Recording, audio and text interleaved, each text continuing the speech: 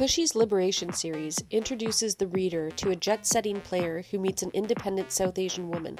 The two then develop a steamy relationship and are confronted with the realities of interracial romance and family expectation. Besides speaking about inspiration and scheduling writing time, Khushi and I touch on important issues such as writing about people of other races, breaking down stereotypes, representation, and navigating a world in which not everyone is the same. Finally, Khushi encourages writers to think outside the box when marketing, and the benefits of leaving constructive reviews that communicate to the author how a book can be made better. Thank you, Khushi, for being part of the Indie Author podcast, sharing your story, and opening up the discussion on multiculturalism. Now let's get to it.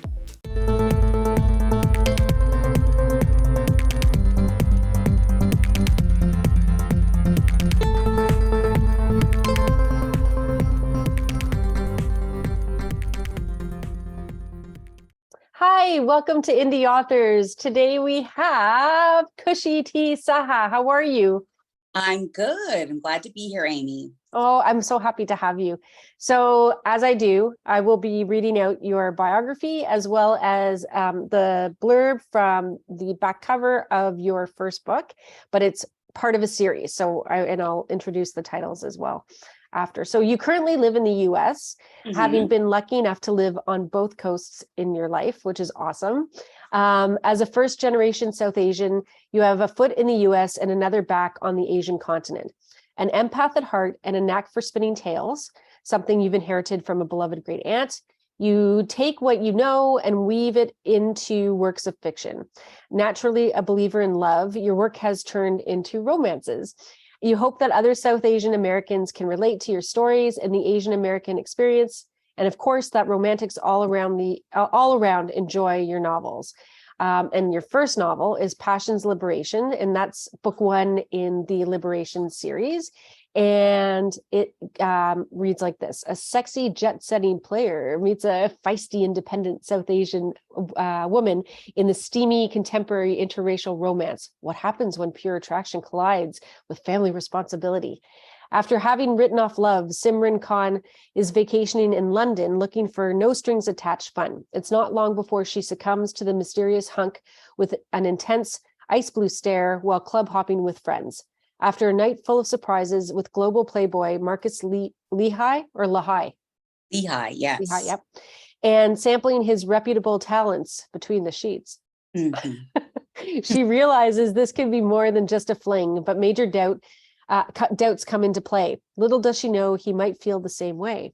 Preferring to keep interactions with women purely physical, and because his jet-setting lifestyle makes it easy to be that player, Marcus Lehigh favors the single life. A not-so-traditional past also makes it hard for him to trust.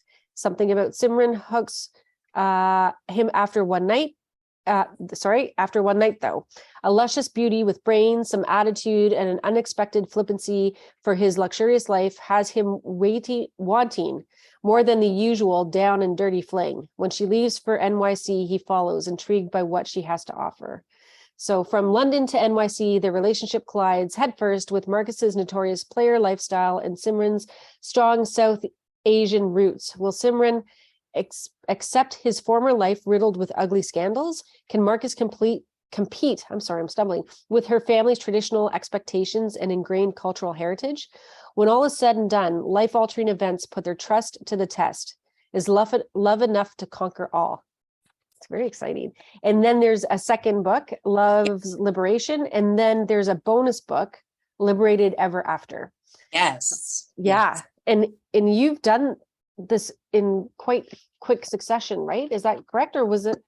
Correct. And if you don't mind, I'm just going to show you the covers. I was just going to show you the actual hard copies. Here's book one, and here is book two in the duet. So yes, and then the third one is just an ebook, and yes, Liberated Ever After is about but it's a bonus book. It's short. It's about their wedding, their multicultural wedding, and so exciting. Yeah. I wanted to write about that because I myself have had experience with a multicultural wedding. So, a lot of people may not understand that when there's a interracial relationship and it gets to that point, what are the decisions you have to make in terms of even just the wedding or the marriage. So yeah, I'm in a multicultural relationship. I mean, I'm married as well, and interfaith. So we've got two different faiths going on here, and there's a lot of considerations and a lot of navigating and making sure that certain important observations are met, or are integrated into the ceremony, and it's a lot. It adds a complexity, it does. and it can cause a lot of tension. It can be very stressful too. Mm-hmm. But yes. Yeah. So excellent. So let's talk about just your writing journey. So you didn't set out to be a writer. You're originally in marketing, right? Originally, that was like over maybe 10 years ago. I was in product development and marketing, and more recently, after having my kids, I have a very creative side, and I like to make things. I started my own business, and I do crafting workshops within the community at events or schools or nursing homes, that kind of thing. So that's what I'm doing now. And I find myself to be quite successful with that, and I have fun with that. But yeah, that's what I do, I guess, full time, other than being a parent. Yeah, no, that's so great. Like, just to be able to do that, it must be give you such a nice feeling all the time, right? To create, and it's so wonderful. So wonderful. So sometimes, and this is important because we're talking about a writing schedule. So if you're struggling to complete a project, in your experience, it's good to create a schedule. So let's talk a little bit about that. Like, what does your schedule look like? So, during the week, I have my other business that I run, and as a sole proprietor, it's not only just creating content and schedules and whatnot for classes, but budgeting and accounting and all that stuff. So I find that I need to have one day at least minimum to dedicate to writing. As you mentioned, I didn't start out as a writer.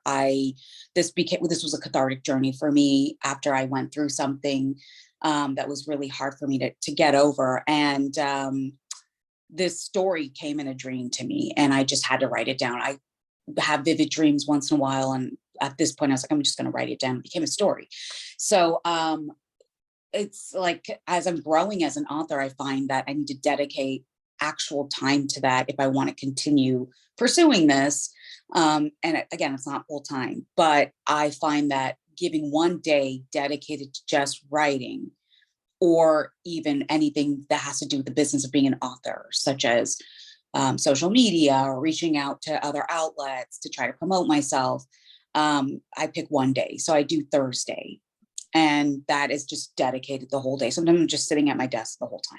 I mean, and in the morning after I drop my kids off, I sit down at my desk to just write or do whatever I need to do, obviously take a break for lunch, but then it's like all of a sudden it's time to go pick them up. So yeah, I mean, it's, if you want to make it work, I feel like finding a schedule really helps. And authors are artists. We can be loosey-goosey. So it can be hard for some people. They may be like, that's not where my creativity flows. My creativity flows early in the morning or after lunch, or, just find a moment, an hour or two, even just to dedicate to that. Yeah. And so for the rest of the week, if an idea comes to life in your brain, do you take a moment, note it down, and then are like, okay, I'm going to use that? Absolutely. Yeah, absolutely. In fact, I was just speaking to a beta reader recently, and I was tossing around some ideas for the plot of, I'm on manuscript. I'm writing my 4th book, but on the 5th one. And as I was talking, I was jotting notes down on my phone because I didn't have my laptop, I didn't have paper, whatever.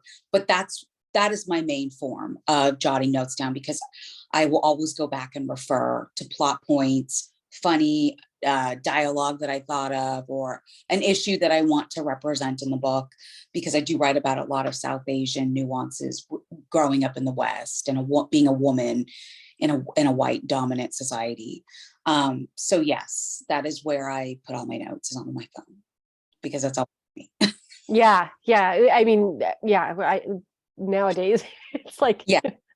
if you don't, if you don't have your phone with you, it's panic mode, right? Yeah. You also use the calendar on the phone. Yes, I do use a calendar on the phone. For instance, Thursday, and I'm writing, and if there's something that I'm like, I really need to put that edit or that change or that idea into the manuscript I'm working on, I'll actually create a meeting schedule for myself on the calendar, or just, something that reminds me, that comes up and pops up and says, don't forget to add this into your manuscript. So I'm using just all of these features to remind myself, because Post-its just aren't going to do it. I mean, I've got a lot of Post-its right now, but it's just, this is more clear and concise when it pops up on my phone, and it, makes me realize I need to do something. Oh, it's so smart. It's so smart to set those, that like appointment, really. So then it jogs your memory. That's a great use of technology, a great unexpected use of technology, or a non-traditional way to use the technology. So smart. I would have never, like, talking to all of you guys, I'm learning so much, because there's so many things I would have never thought of, right? Give you all the tips, okay? Yeah, all the tips. But it's so wonderful. It's so wonderful to learn all of this stuff. Also about the writing process, and this is something that I agree with, is you gotta like what you're doing, right? Yeah.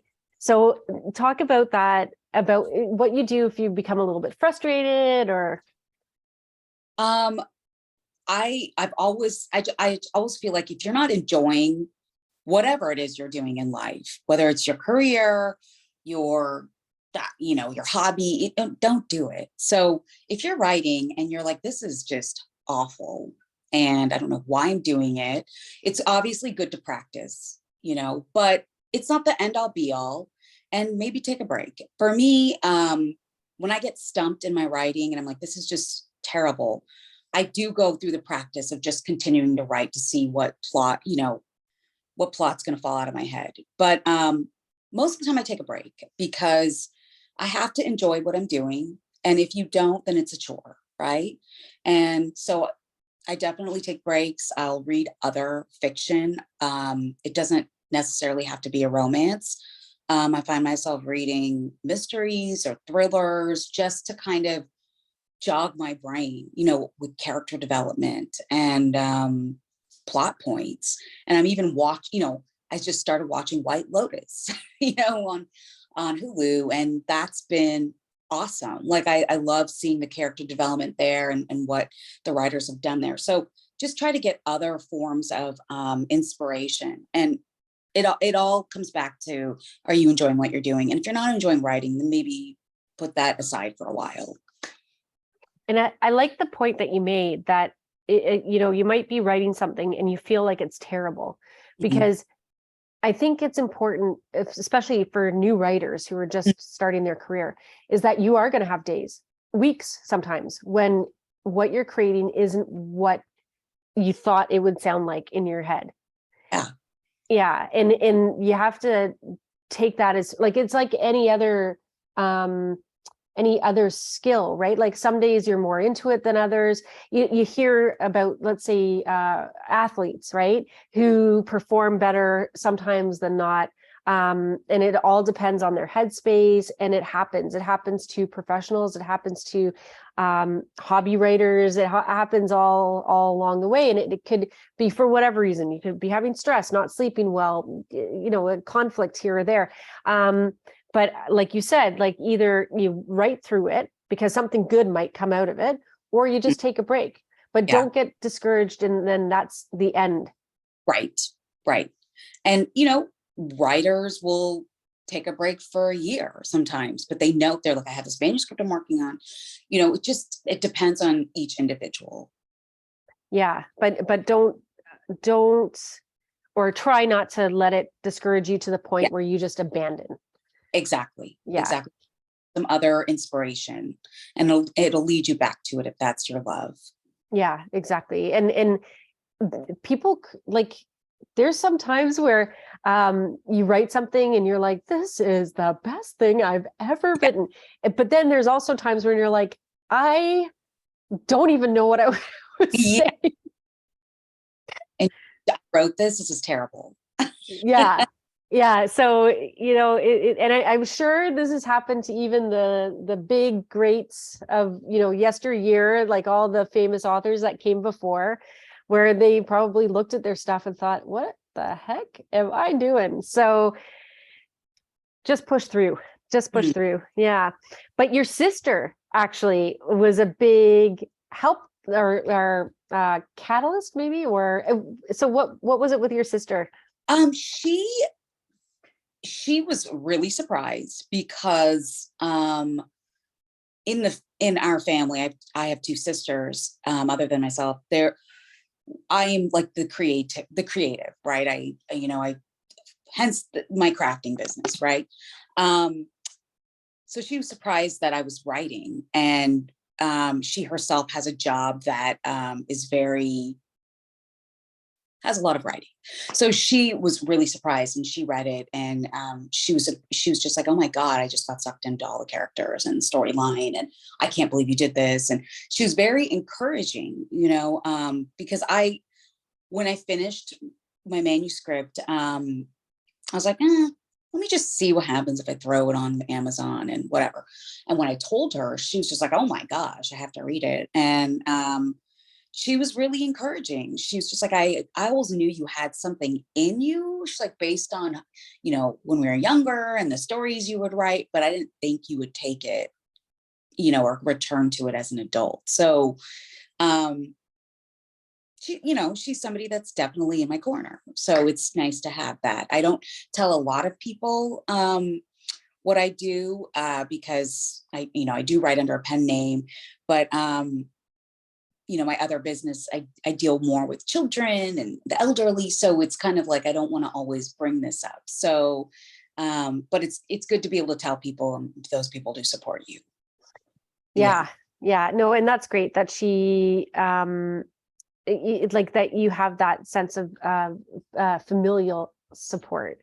Other authors have, talked about having supportive partners or supportive friends. And I mean, you don't have to have someone in your family support you necessarily, but even if you find that support online or in a writer's group, just to find somebody, because you do need, and especially when you're feeling really terrible about yourself, you do need that encouragement to keep going, or like to recognize that you've got something good here, and it's good feedback. I mean, you want honest feedback, obviously, Right. but you want someone to be your cheerleader, like your champion. So, and if you said something really remarkable, if you're not laughing while you're writing, that it isn't working. So yes. And that's specific to me because I am a person who, I always bring some kind of joke to the conversation, or always have like a jovial attitude.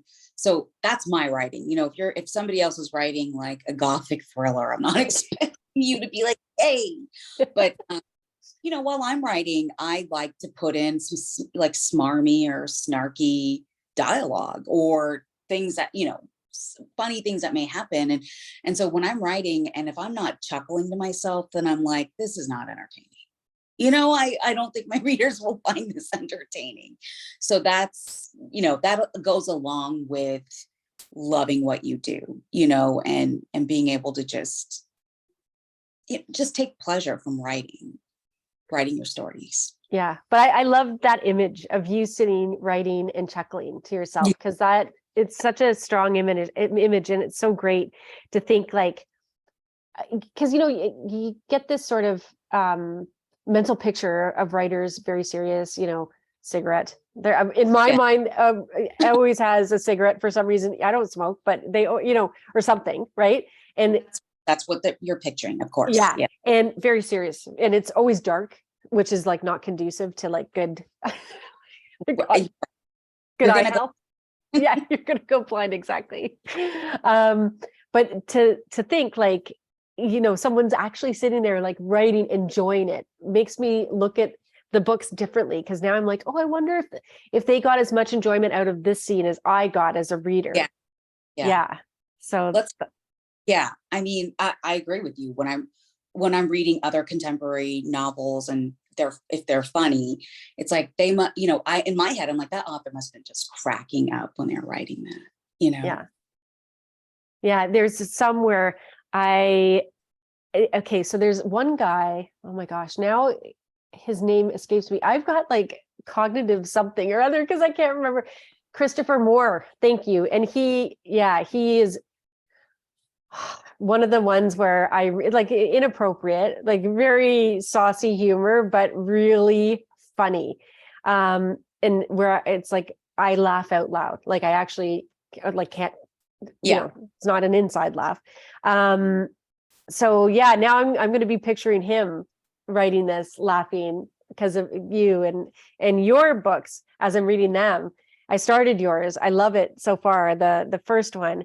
I love your covers. Like, thank you. Yeah, that woman is stunning on the cover. Yeah, she's gorgeous. And it just communicates like the glamour, because she's very glamorous looking, and and I don't know, they're great covers, I have to say. Oh, thank you. I'll let my cover designer know. Yeah, no, it's really well done. And this quote, "You are the best at what you do when you are feeling positive about it." That's a fantastic quote. It is a fantastic quote. And when I was actually going over the notes, I was like, did I really say that? That's good. Yeah.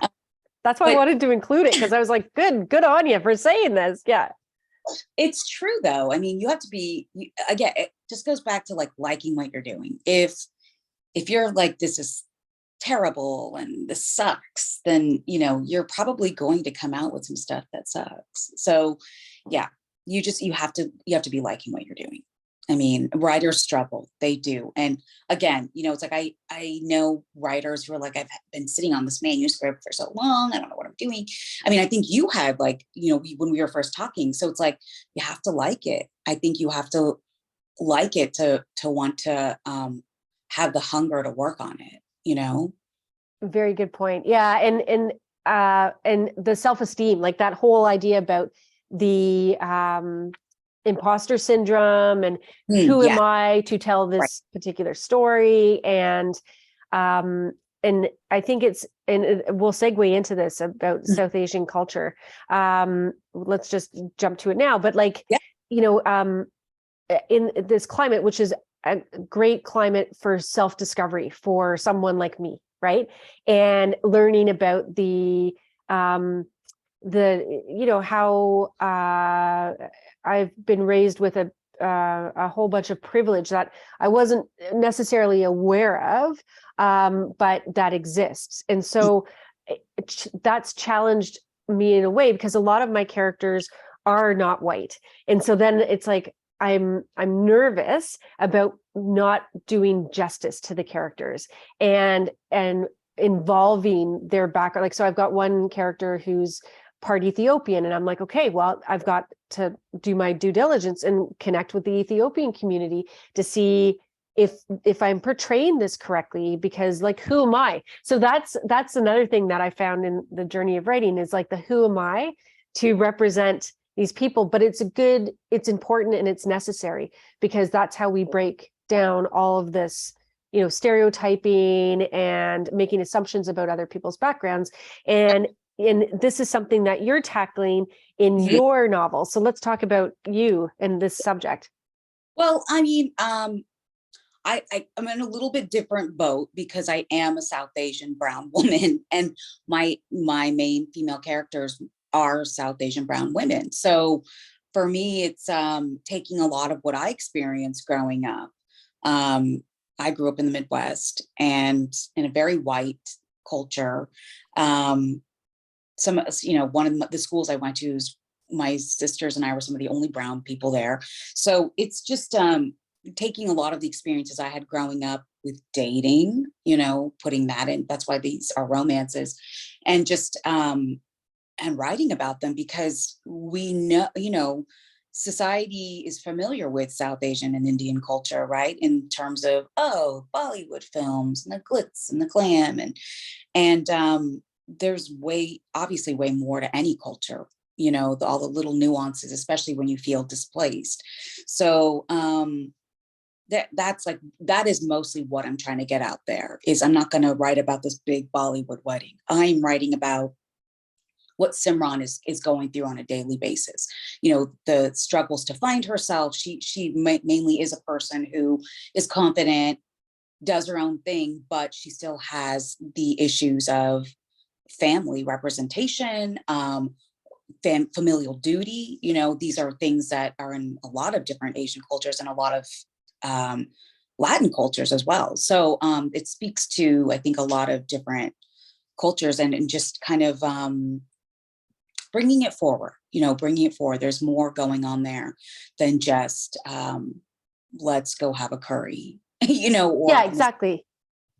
So and there's a lot going on with our world today in terms of multiculturalism, and a lot of first, second, even third generations still struggling with trying to assimilate, even though they don't have to, but trying to try to navigate a world where not everybody is the same as them. Yeah, and I think it's a really difficult time specifically right now, because not you specifically, but like we as a world, we still have a lot of members of the old guard, let's say, right? Older generation who can't seem to get on board with these things. Like, just how many people still use the word Oriental? Right. I have a friend who, sorry? Great example. Yeah. And I'm like, oh my God, no. And it's like, they don't get the concept that that's not the term, that's not even the accurate term. Like you try to explain, and it's like, well, that's how it was in my day. And I've caught myself too, like, specifically with in Canada, like I know in America, they're the indigenous people are called American Indian, right? Or natives. That mostly Native American. Well, Native Americans. Yes. Yeah, and here we've moved to indigenous, but we had the Indian Act. That's what it was called, and the department was I can't remember what the department was called, like in Canada, right? And I think it's still called something Indian. And so I've caught myself, but I'm like, okay, well, like I've transferred over to indigenous as much as possible, until someone who is of an indigenous background says, no, it's okay, you can call me Indian. And then so we're still combating this really old guard like thinking, but the new generations are coming, and like they're like, no, this is the way it has to be. So we're in this weird place, right? Yes, we are. And I feel like with me and anybody who might have children, you're absolutely in a precarious place of trying to navigate, explain to them, like, why was it called Indian? Why were they called Indians in the first place in terms of Native Americans? Because my kids are half, and they're like, well, we're half Indian from India. And so what's that all about? So you're trying to teach them what the PC terms are, the proper terms, how to not offend people. Yes. But then, my parents, even though they are South Asian, are like, oh, well, the Indians, so absolutely. It is, we're kind of in this weird, we're already in the sandwich generation, but now in a different way, we're in a sandwich generation. Yeah. Yeah. Yeah. And I, like, fortunately, I come from a super multicultural city. I think it's one of the most in the world. And so we have way more exposure to this education. We're much more inclusive. Like our signs now in certain neighborhoods, like if it's a predominantly like Tamil neighborhood, then the signs will be in the appropriate language. And so, but you still have the resistance. And it's like, okay, but we want to pride ourselves on being this multicultural environments. We are doing our best to be inclusive. So what's the like, and I always say to people, if someone says something ignorant, I'm like, what's it to you? Like, is it affecting you in any which way? Because the sign is also in English. Like, so who cares what else is there? Right. Like, I mean, the people who need it care, but who care? Like, why do you care? Right. Because it makes no difference to the information, to anything, to you, right? But it makes a huge difference to the people who have not seen their language. Right. Yes. Yeah. Yeah.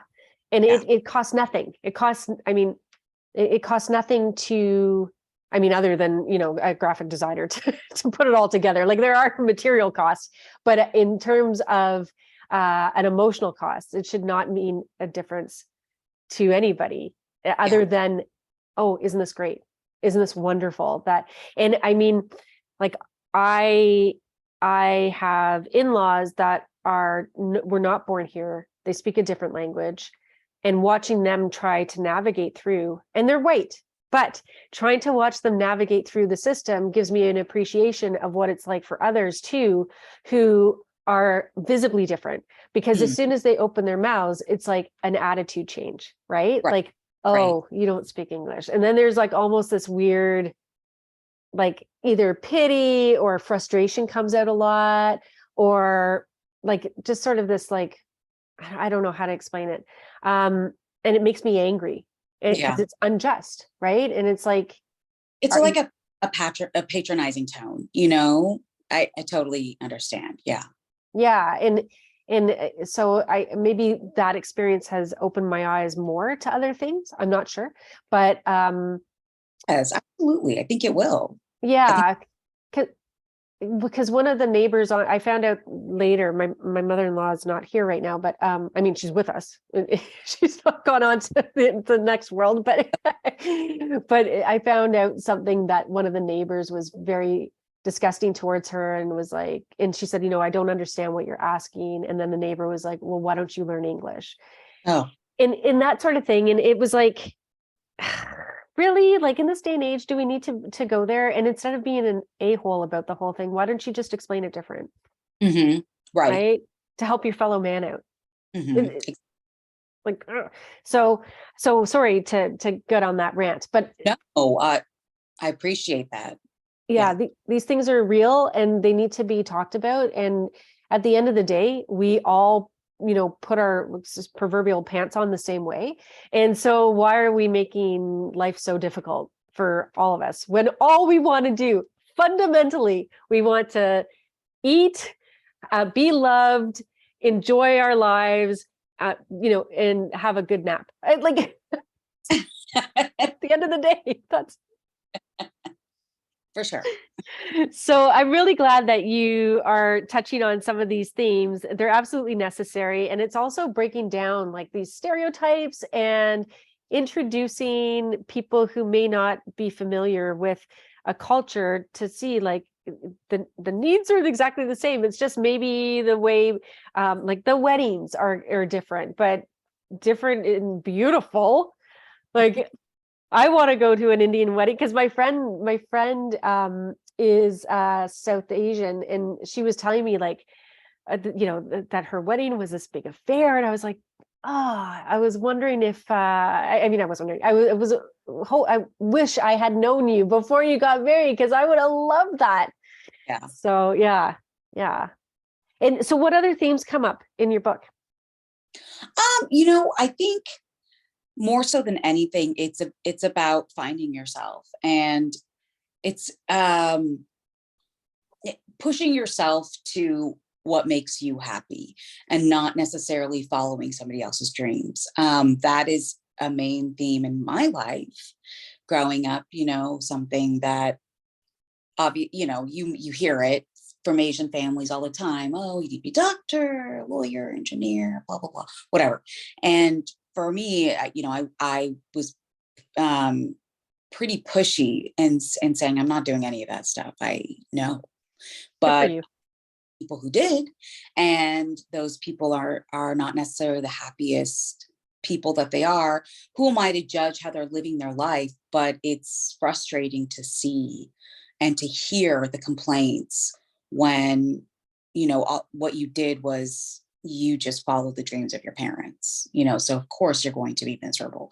So it's kind of taking some of that, and for her, the character is just figuring out, is she going to listen to her family, or is she going to listen to herself and find her own source of happiness?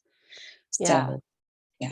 And that is a big theme, like within particularly immigrant families. Like, yes. It doesn't matter what point of origin, because my husband's family was like, it's specific things, very specific things that they wanted him to do, none of which would have made him happy. He was like, I would kill myself if I had to do that job. And fighting against it, like, but your cousin is this and you're blah blah, and it's like, but it's because either it's a strong push because of the society that you come from, right? That this is what is deemed successful in that society. And also another thing is that to make it in the new society, if you're into a new society, like, so it's not only the old world stuff coming, but what is perceived as success in the new world. Yes. And it's a very difficult place to be. It is, absolutely. And it takes a lot of like guts, obviously, to do that. But, at the end of the day, that's your life, and you're the one living it. When your parents are gone, you're still living it. So it all comes back to, you have to be happy with what you're doing. I mean, there is a certain point, you have to make a paycheck, whatnot. But it's like I'm a firm believer we have this one life, so try to live it to the fullest. Yeah. Absolutely. So obviously we've touched on the books. There's lots of steamy romance in there. Yeah. International, like, because there's a lot of going around town and all over. So, which I really like, because I love, so this is, I'm just going to refer to the Crazy Rich Asians book, because what I loved about it, is that, like, it went all sorts of different places, and it added to the excitement. Yes. Right? Because a lot of romances are just like taking place in one setting. Mm-hmm. A lot of books only take place in one setting, but you have those small town cozy reads, and that's people love that. But for me, it was, I've traveled, and I still find that exciting. I can't travel as much, obviously because of COVID so I was like, I want to take my readers on an adventure. And in my second book, they do go to India. So yeah. See, so great. I love that. Okay. So you kind of went in backwards when you were doing, so explain that, because I have that note, went in backwards, but now I can't remember what we talked about. Yeah. So I wrote the manuscript. I wrote it. Book 1 and book 2 were actually one book. And as I was writing it, I found an editor, because I was curious, I was like, well, what would it take to I remember just looking online, what does it take to self-publish? So I was like, let me find an editor. And she was like, let's make this 2 books. I think this works better for the romance genre. People want a sort of quick read or something that flies, but you also want the second book like out soon too. And you already kind of have it going. So that's great. So it became 2. And so what I did was, I did no marketing. I did no promoting, no marketing, did no branding, did nothing. And I just put it out there, I found through my editor, I found a cover designer and somebody who'd format it. And then I put it on KDP, through Amazon Publishing. And that was that. And I was like, oh, I really wanted to publish this and just do it. But when nobody's reading it, you're kind of like, oh, well, that was the whole point. So yes, when we talked about backwards, that's how I did it. I wrote it first, did the covers, all that stuff. And then I started promoting it. Obviously I don't want to do that with my next ones. Like I've already started teasing and that kind of thing. But I think it's because it was such a cathartic project. It was something I just wanted to do and get out there. And then it became more to me when I was like, okay, other South Asian women like myself need to read this or should read this. And so then it was about promoting it when it was done. And are you having like lots of requests for the next one to come out? Like, are people like, okay? Yeah, I am. Like people who've read the first two, which is small. It's not I don't have a huge following, but people who have read the first two and then maybe even the bonus book are like, well, you're hinting at these characters in this universe you've already written. What's going to happen? Is that the next? And it's like, yes, that's coming out soon and in the new year. So it'll be another duet, another 2 books, and then I'll do a bonus book for them as well. That's fantastic. So you like, what is your sort of drop intended or loose drop date? Yeah, I would love to get this out early 2023, maybe in February or early March. Okay. That's exciting. That's exciting. Good for you. So, and what also I like is that you are adapting on the go, right? So like you went through the process first and you're like, okay, this, I should have done this and this and this. And so you have now more knowledge, obviously, than when you started. And so that's so refreshing to see, because a lot of people will be in the same boat as you. And it shows that just because you didn't do everything like in the you want to call chronological order of a typical launch, right? Like, not to say it was good, bad, or anything, but that doesn't mean that you're stuck in this routine. Like you can change your approach at any time. Yes. And, I did work with a marketer for a little bit last year.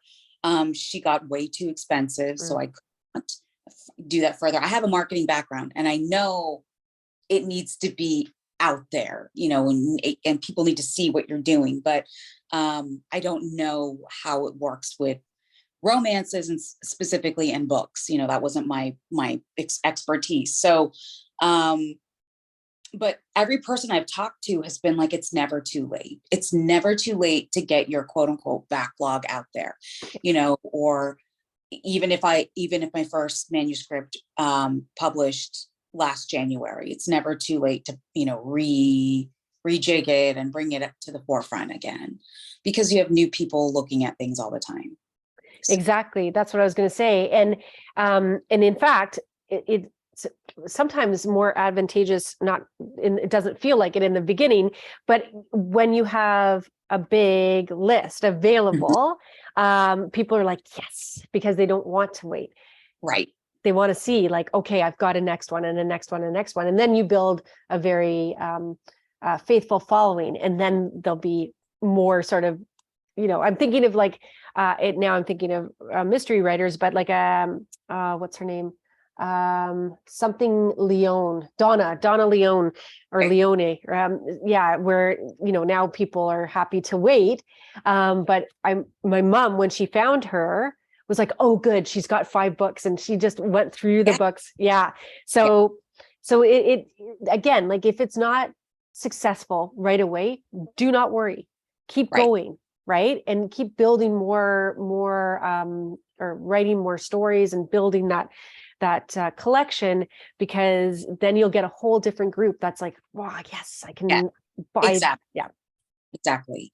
And as an indie author, that's important. It's what is the saying? It's the long game. I mean, we don't have a publishing house paying for everything, so funds are limited and it's not cheap to do these things unless you already have the talent. You know, if you're a graphic designer, well, then you're probably sex. You can just design your own book cover. But I'm not. So I have to go do that. I don't know how to format my insides, you know, the internal book. So you're paying for all of these things and it's not cheap. And you don't want to do it like garbage. I mean, you will see indie author books out there that you're like, that's terrible. That person put that out there that doesn't look professional, or it doesn't even look semi nice, you know, because they just wanted to get it out there and the story's out there. But you want you want a product that you're proud of at the end of the day, you know, the whole package. Yeah. Yeah. And I mean, the beauty of this, like, I guess there is something to be said about waiting and making sure that everything's good. And but some personalities are like, nope, published, done, because but the beauty of self-publishing is that you can in fact redesign. You have control over that process. And so yeah, it's if at first you don't succeed, try. I've seen so many in the romance field, at least, and in a lot of these social media groups, there are authors who are like, I'm rebranding. I redid my cover for a book I launched 2 years ago, and it was okay, but I want to see if I can, you know, get more positive feedback in a different kind of cover design, for instance. So absolutely, there's definitely more freedom. There's more flexibility and freedom. Yeah, and like you said, it's a huge learning curve. You've got so much that you have to consider. And maybe at the time you don't have the money to put into formatting. So you're like, okay, what's the worst? So you throw it in, you hope for the best, and off it goes. And then when you have actual like a budget for it, then you can go back in and do the tweaks and things like that. I mean, it's hard because you're right. A lot of this stuff is super expensive.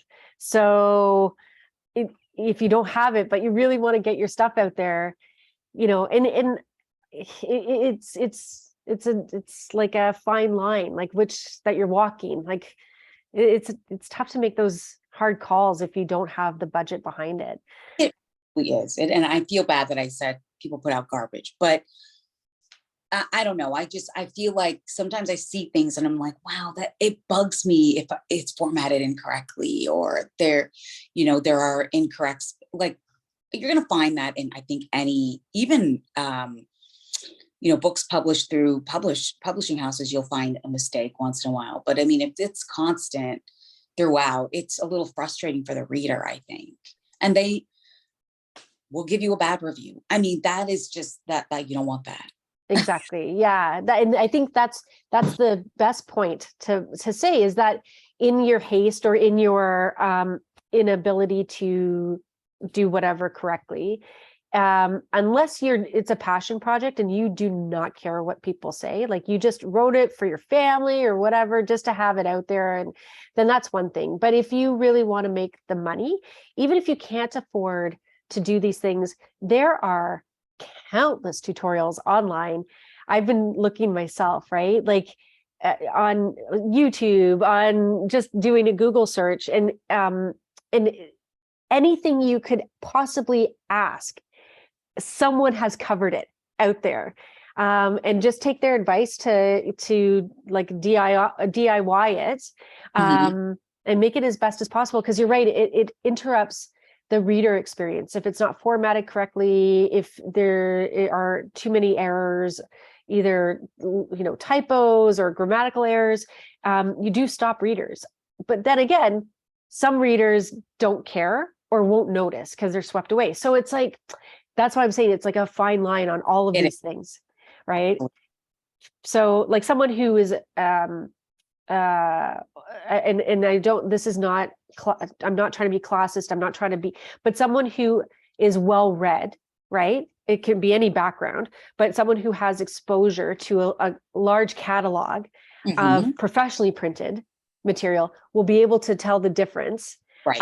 Yeah. So, and you don't have to be educated in anything. It's just, you have to have if you're familiar with what a book is supposed to look like or sound like.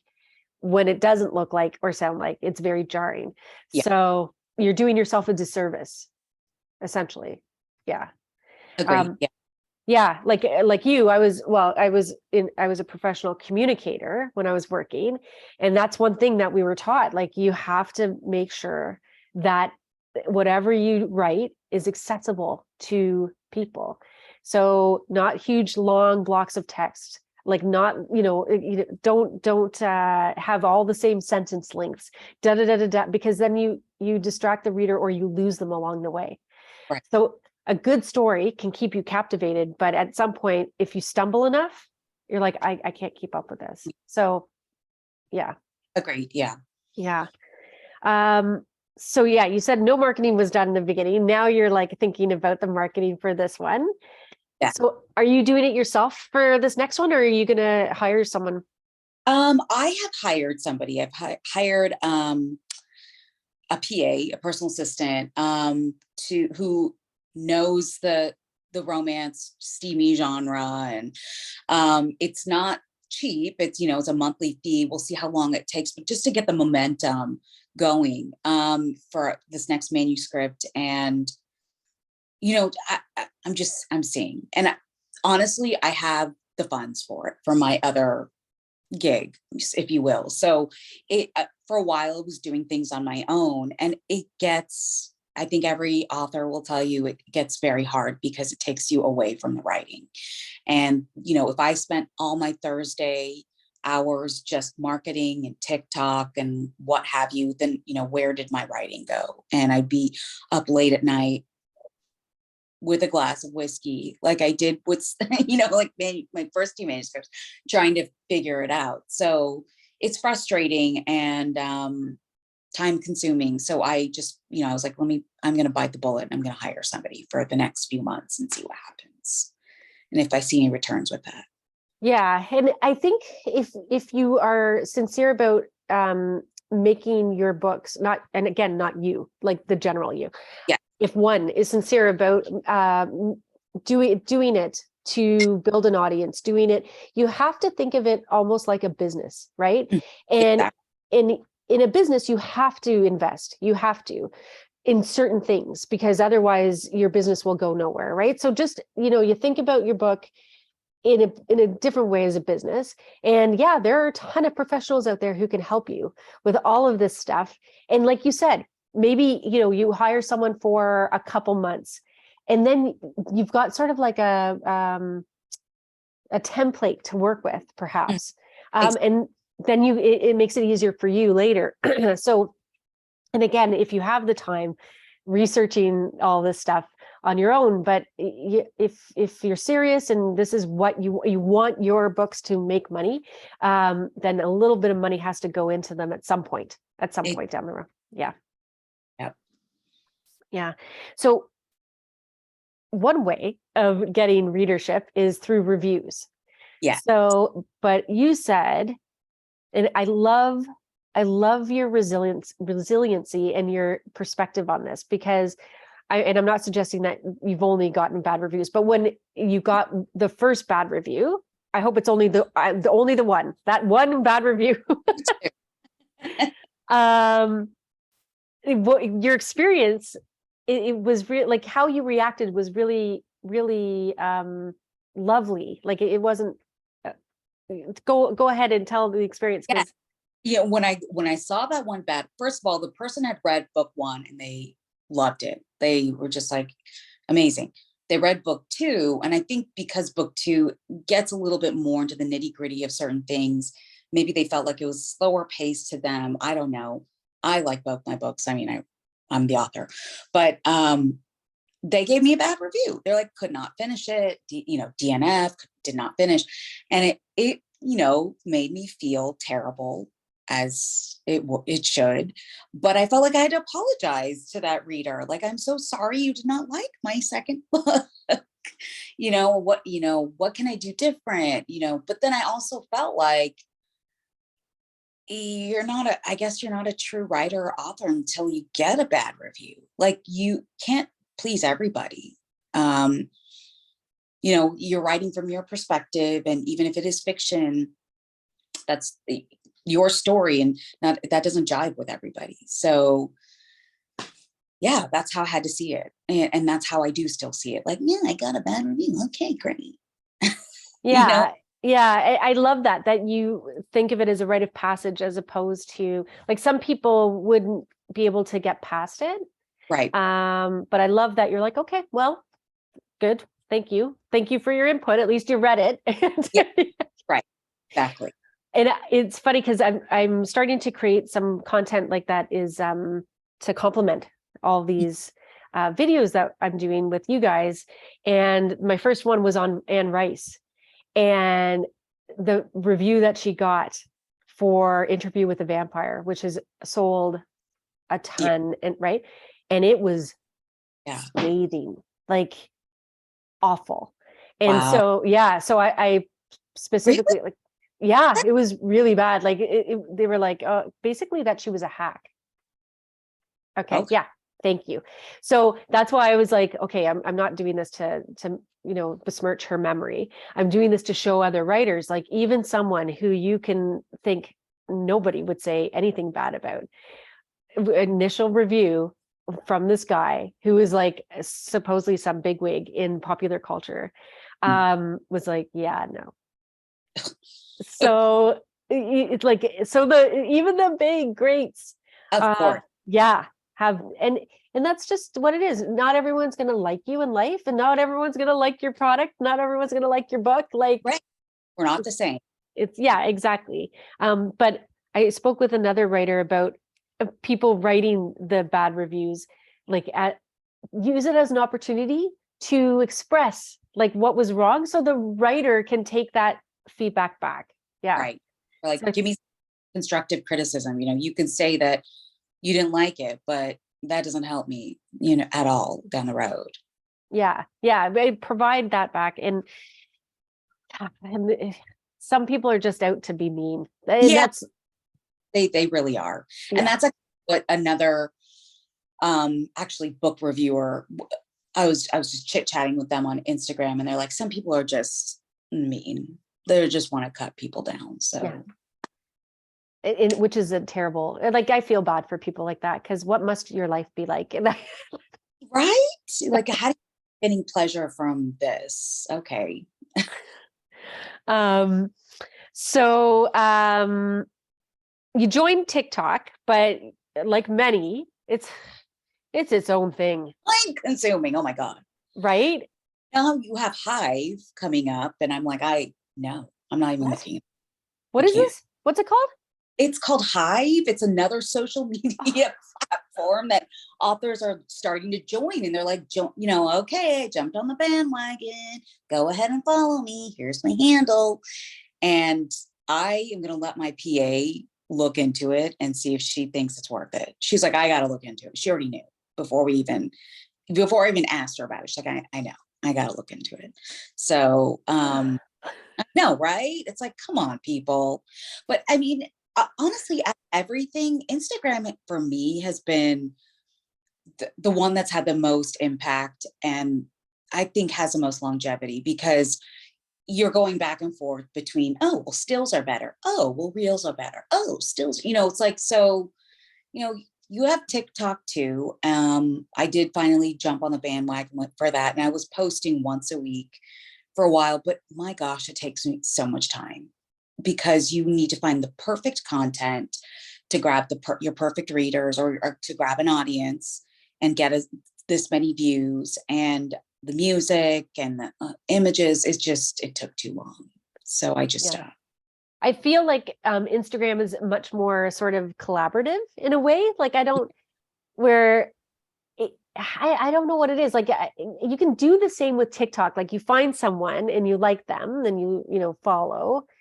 And then I guess you can kind of like look at other people that interact with them. But I don't know if it's the format, but I do find Instagram is much more like that. easier. Yeah, something. Yeah.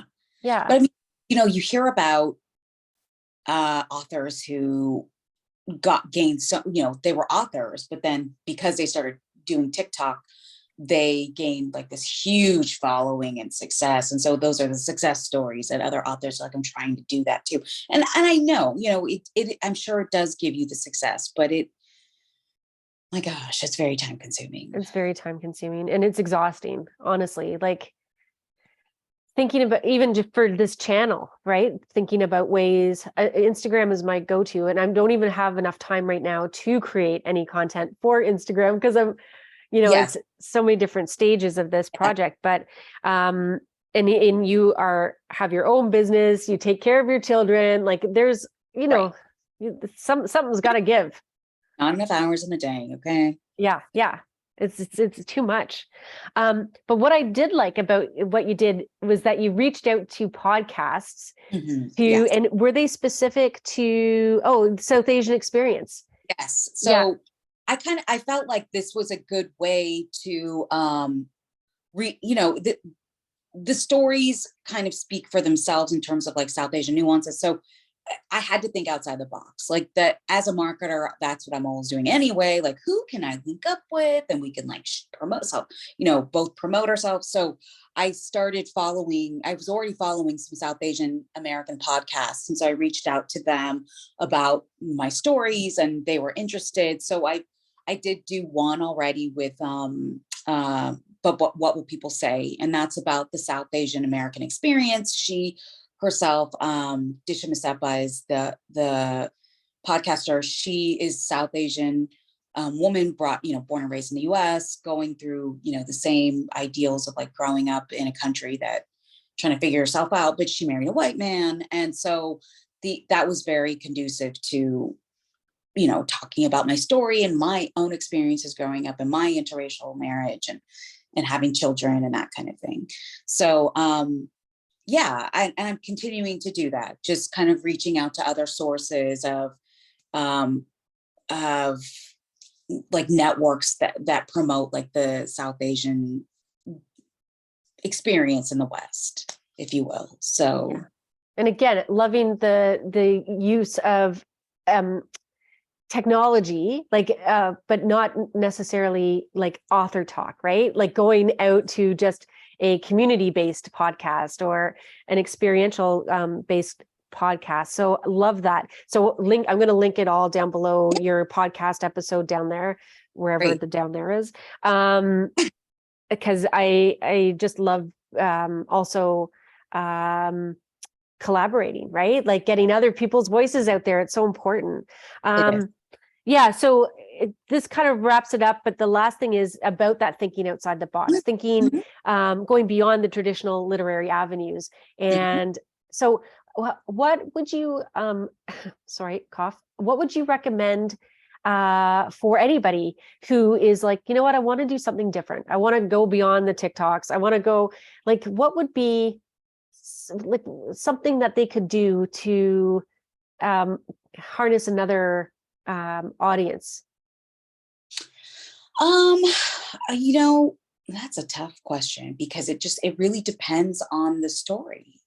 If it's a story about multiculturalism, it'd be great to like go to some even local like societies within where your own community and talking about maybe promoting your book, but more than anything, talking about your experiences in writing something like that.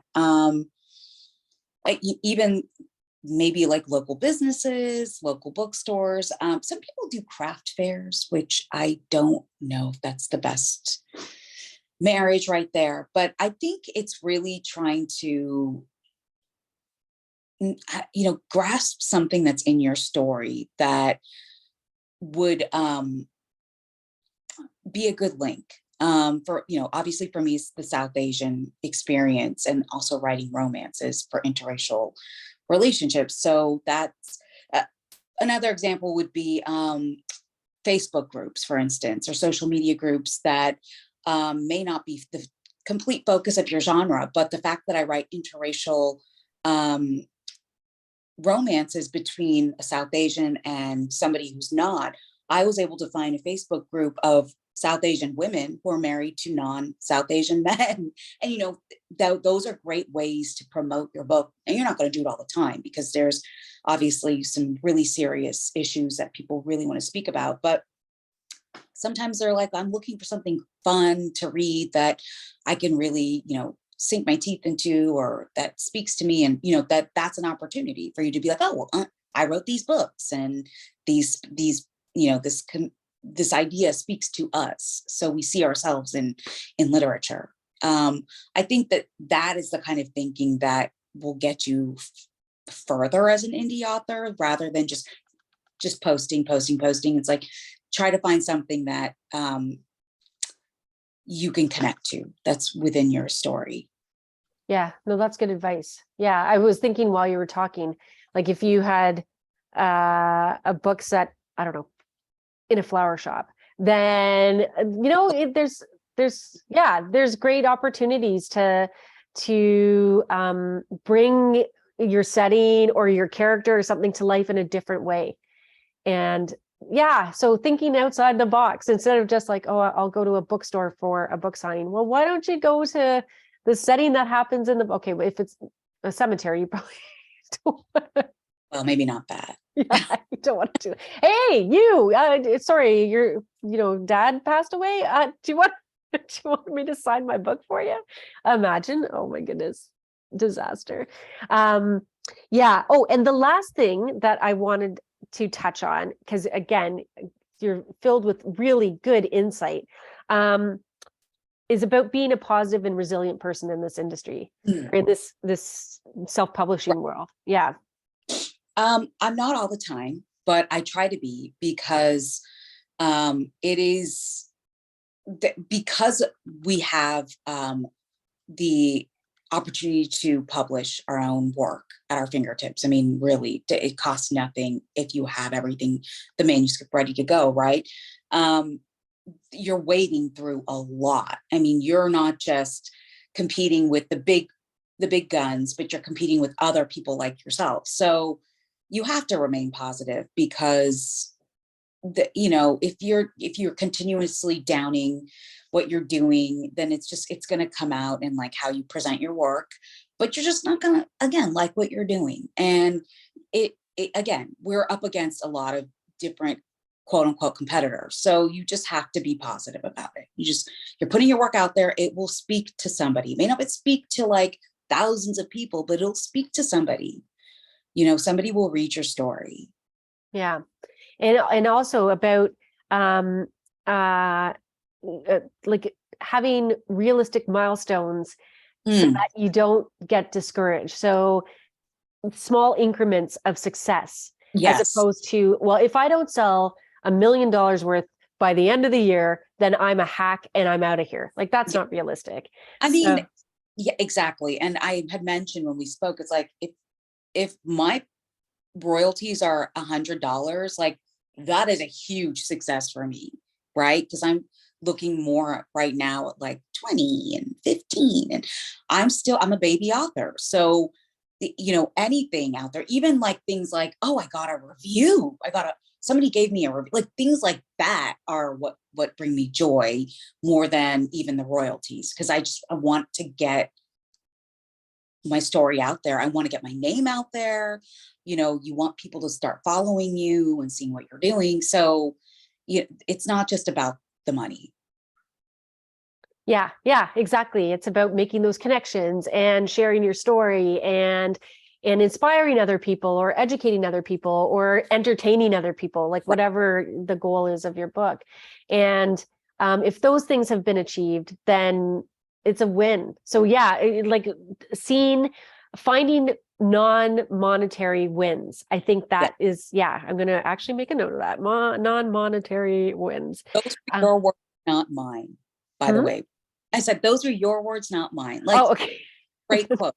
Don't give it to me. Give it to you. Okay, that one I'll keep for myself, but the rest are all you, because you have such wonderful insight to all of this, and really I love that you are so grounded and realistic, and have a very clear vision of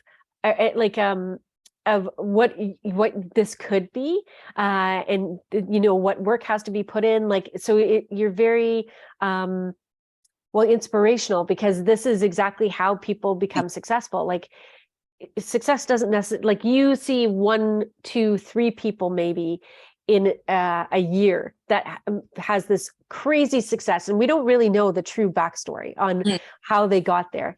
Sure. But the rest of the successful people are doing things exactly like you, recognizing what doesn't work, adjusting on the fly, blah, blah, blah.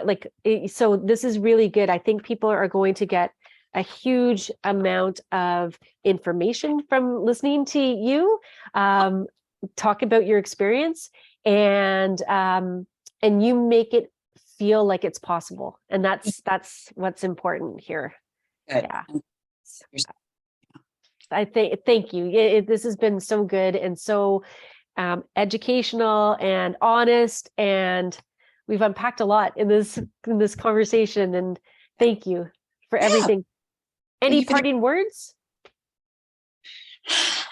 Just keep at it, and try to be positive. Keep at it and try to be positive. Lovely. Perfect. Thank you so much for taking the time today to speak with me. Yeah, thanks for having me.